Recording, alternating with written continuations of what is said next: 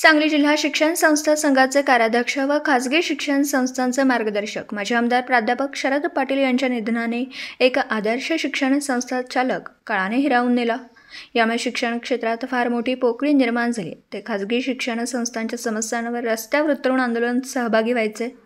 शिक्षण क्षेत्र समस्यामुक्त झाल्याशिवाय बहुजन समाजाचे शिक्षण सुरळीत चालणार नाही। शासनाने शिक्षण संस्था, विद्यार्थी व पालक आणि शिक्षक व शिक्षकेतर कर्मचारी यांचे प्रश्न प्राधान्याने सोडवले पाहिजेत। शिक्षण संस्थांनीही पारदर्शक कारभार करावा असे परखडपणे ते बोलत असत। असे भावपूर्ण उद्गार शिक्षण संस्था संघाचे अध्यक्ष रावसाहेब पाटील यांनी काढले। सांगली जिल्हा शिक्षण संस्था संघाच्या वतीने आयोजित शोकसभेत ते बोलत होते।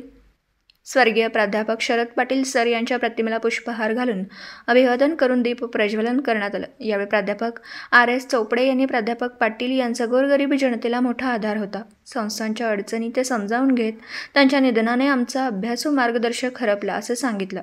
प्राध्यापक MS राजपूत यांनी प्राध्यापक शरद पाटील हे धर्मनिरपेक्ष होते, सर्वांना बरोबर घेऊन जाण्यात त्यांची हातोटी होती असं सांगितलं। वैभव गुरव यांनी प्राध्यापक पाटील हे शिक्षण संस्था चालकांना मदत करायचे, ते या भागातील आपले लोक मुंबईत गेल्यावर खूप काळजीपूर्वक सहकार्य करायचं असं सांगितलं। प्राध्यापक ND बिरनाळे यांनी प्राध्यापक शरद पाटील कार्यकर्ते जपायचे, कायम शिक्षक व शिक्षकेतर कर्मचाऱ्यांच्या पाठीशी खंबीरपणे राहायचे, कोणावरही अन्याय होऊ देत नसत। प्रसंगी शिक्षण संस्था चालकांनाही खडे बोल सुनावले आहेत।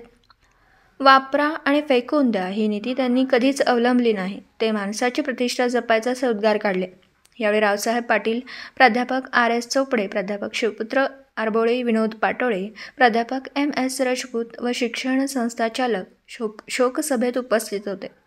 2 मिनिटे स्तब्ध पाळून प्राध्यापक शरद पाटील यांच्या आत्म्यास चिरशांती व सद्गती लाभो अशी प्रार्थना करण्यात आली।